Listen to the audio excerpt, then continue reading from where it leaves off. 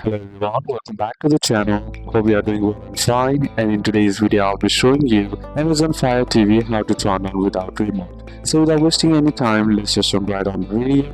Make sure to watch this video till the end and follow the steps as well. In order to turn on Fire TV without a remote, what you can do is use your phone. So to do this, simply head over and open up your Amazon Fire TV application. Then once you're inside here, connect your phone to the same Wi-Fi as the Fire TV.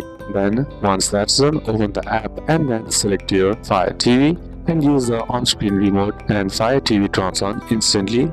And here you can use the apps like Netflix, YouTube and other apps. And next method is unplug and plug it back in. Fire TV turns on when it gets power. Unplug Fire TV from power.